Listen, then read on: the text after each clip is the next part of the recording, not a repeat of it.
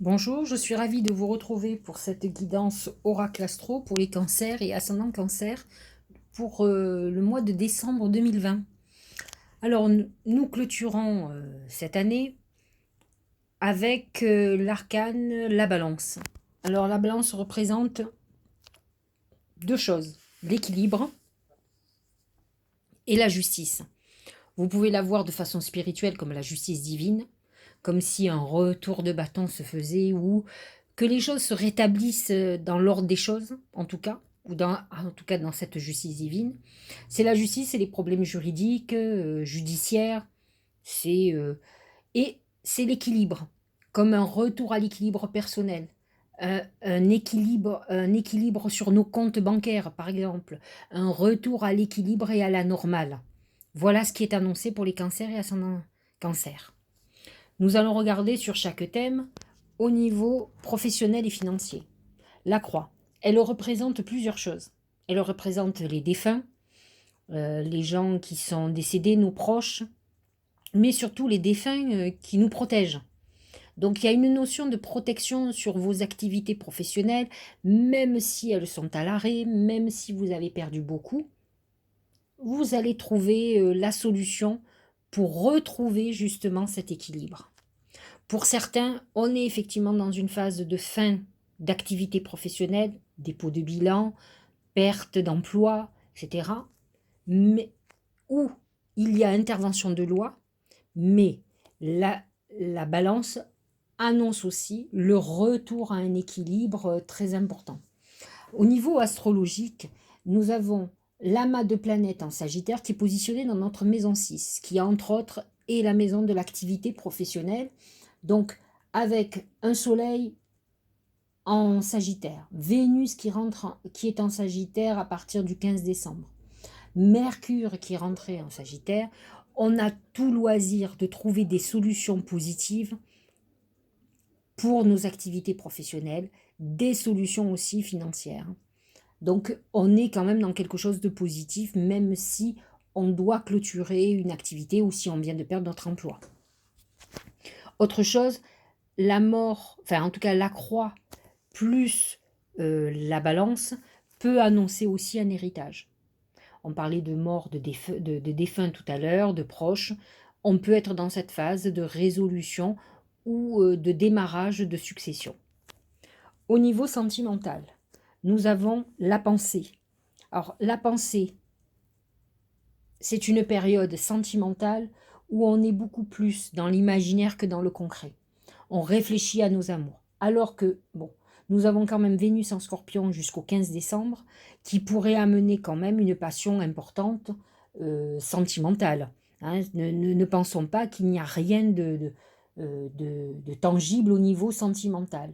Mais fondamentalement, la pensée amène le côté réflexion et nostalgie. Nostalgie peut-être d'un amour perdu.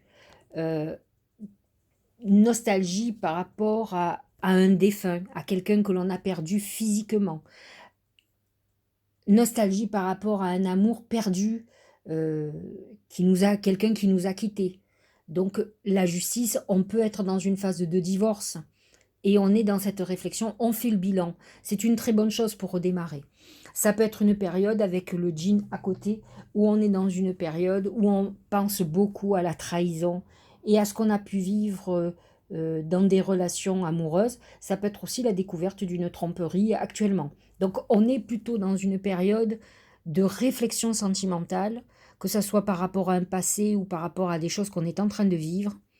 Même si au-dessus de votre tête, vous avez la balance qui vous amène un futur équilibre, on est quand même dans cette période, encore une fois, de bilan qui sort très importante. En plus, vous avez dans votre maison 11, qui est la maison opposée à la maison 5, la maison de l'amour, Uranus, qui va toucher les premiers décans, qui peut amener un événement brutal dans votre vie sentimentale et amicale. Donc, on est dans cette phase-là. Hein. Au niveau du Tao, la poussée vers le haut. Évolution constante, gain de confiance, acceptation de défis, promotion, reconnaissance. Malgré ce que je vous expliquais, le côté de la balance qui vous amène un retour à l'équilibre, vous permet de voir que le Tao vous dit que vous êtes en pleine progression vers le haut. C'est-à-dire qu'on est dans cette phase où on est en train de perdre, où on vient de tout perdre, mais la remise en route est là, et en fait, on va repartir. C'est très Scorpion, je trouve. Avec une Vénus en Scorpion, parce qu'il faut savoir quand même que Vénus n'est pas que l'amour, elle est aussi tout ce qui est financier. On a certainement un regain. De toute façon, avec la croix et la balance à côté, on trouve un juste équilibre entre la perte et des gains nouveaux qui rééquilibrent. Donc, on est dans cette phase d'évolution à la fois spirituelle, puisqu'on a beaucoup appris, on a perdu beaucoup, mais d'un autre côté, on est aussi en construction. Et en est bonne évolution. Hein. D'ailleurs, voyez par vous-même, vous avez l'oracle de l'intuition qui parle de la pluie. La pluie, c'est la purification. C'est rafraîchir, arc-en-ciel, liberté.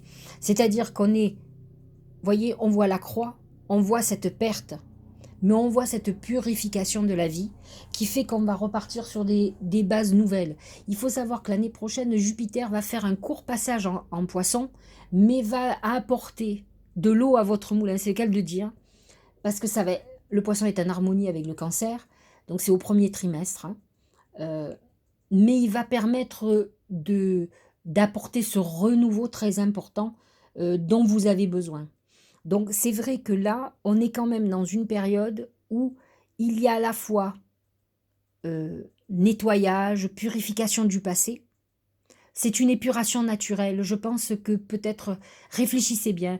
Pour certains qui ont perdu un boulot, qui ont perdu beaucoup d'argent, qui ont perdu une société, qui ont perdu un amour, réfléchissez de façon objective, sans l'émotionnel du moment, et vous verrez que vous étiez peut-être dans l'erreur, avec la personne avec qui vous étiez, dans l'activité que vous faisiez, vous étiez peut-être buté à un moment donné, vous auriez dû lâcher prise. Bon, un confinement a eu raison de vous, hein. C'est quelque chose qui a été en deçà de votre volonté, qui a fait qu'aujourd'hui vous avez perdu, mais c'est certainement un mal pour un bien. C'est ce que vous dit la pluie. Elle vous dit, voilà, cette eau est purificatrice, elle nettoie tout ce qui n'allait pas. Même si c'est douloureux, je dis toujours, après la pluie, le beau temps, donc elle annonce cet arc-en-ciel qu'il y a après la pluie et qui vous amène une chance et de nouvelles perspectives. En tout cas, certainement, vous vous êtes libéré d'une situation. Alors certainement, si c'est amoureux, vous avez votre ego qui s'en mêle et qui fait que vous êtes triste, blessé, etc. Mais essayez d'aller au-delà de ces sentiments et certainement vous verrez que c'est une très bonne chose pour vous. C'est toujours la trahison qui fait du mal, mais fondamentalement, il est important de réfléchir en deçà de nos sentiments. C'est très important. C'est difficile pour les cancers qui sont dans l'émotionnel et qui ont besoin de douceur en permanence, mais on est obligé de passer. C'est le cycle de la vie. Hein. Ça marche et ça marche plus. C'est le début, c'est la fin, c'est une naissance et une mort. C'est compliqué pour nous, êtres humains, d'accepter, mais en fait, c'est l'acceptation qui fait la différence. D'autant plus que je crois que j'ai oublié le djinn au niveau de la santé. Le djinn amène quand même des perturbations psychologiques très importantes. Euh, on, on réfléchit, mais on se torture la tête. Alors, pas que la tête, hein, mais attention, c'est une période où on est tourmenté, où on peut se faire beaucoup de mal. Faites très attention. Je dis souvent, il est important de lâcher prise parce que, à force de ruminer, on se crée des maux physiques. Le djinn représente le diable dans le tarot de Marseille et amène des problèmes gynécologiques, des problèmes urinaires, des problèmes de côlon. Il faut savoir que le cancer est régi par le système digestif, donc faites très attention. À force de ruminer sur une trahison, sur des problèmes, etc., je ne dis pas que ce n'est pas humain, mais vous pouvez vous créer d'autres problèmes beaucoup plus importants. Donc l'acceptation fait partie de la guérison. Il faut à un moment donné chercher des solutions à venir et non pas ruminer sur ce qui s'est passé. Vous ne pouvez plus rien faire, c'est comme ça. Donc cherchez plutôt des solutions pour l'avenir. Donc voilà, attention, j'avais omis de parler du djinn, c'est très important, c'est quand même un peu un fantôme dans le placard qui est là, qui vous observe, qui vous pose problème. Hein. Donc faites attention, Le djinn, alors c'est très marrant, enfin marrant si on peut dire.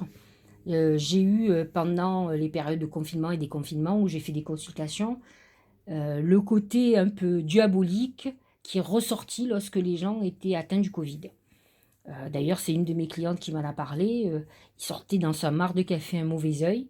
Et elle m'a dit, dans les 15 jours que je vous ai vus, immédiatement j'ai eu le Covid, j'ai été très fatiguée, etc. Donc, faites attention avec le djinn au niveau de la santé. Ça peut annoncer un problème, justement, de notre ami la Covid, qui nous ennuie beaucoup, et d'autres problèmes infectieux et autres. D'ailleurs, avec une maison 6 remplie des planètes en Sagittaire, le Sagittaire représente l'étranger et je vous rappelle que le Covid vient de l'étranger, donc vient de la Chine. Donc faites très attention pour les cancers ascendant cancer.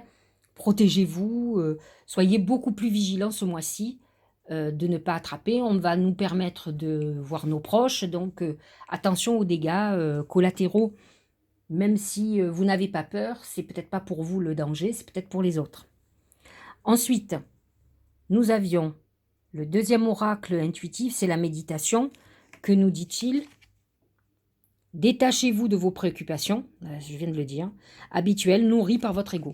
C'est ce que je viens de vous expliquer, c'est que le problème de la rumination, c'est le déclenchement de beaucoup de problèmes, ça nous empêche d'avancer aussi, et ça déclenche des maux physiques d'ailleurs, beaucoup plus importants, ça vous empêche d'utiliser votre intuition, ça vous empêche de trouver des solutions à votre avenir.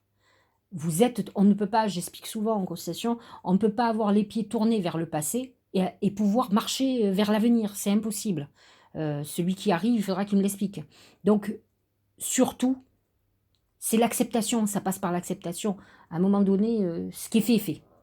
C'est pas la peine de dire si j'avais su, ou j'aurais dû faire comme ci, j'aurais dû faire comme ça, pourquoi j'ai pas fait ci, j'ai pas fait là, ça sert à rien. Donc, acceptez et commencez à réfléchir à ce que vous pouvez faire pour améliorer votre situation.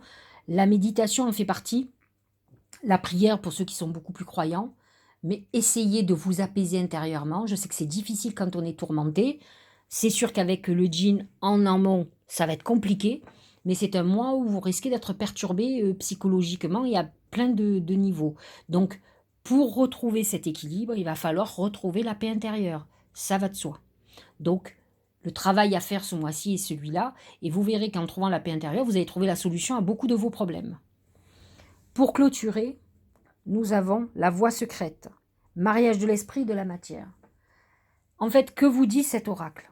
Il vous dit, vous êtes sur un chemin depuis un moment, qui a été un chemin initiatique.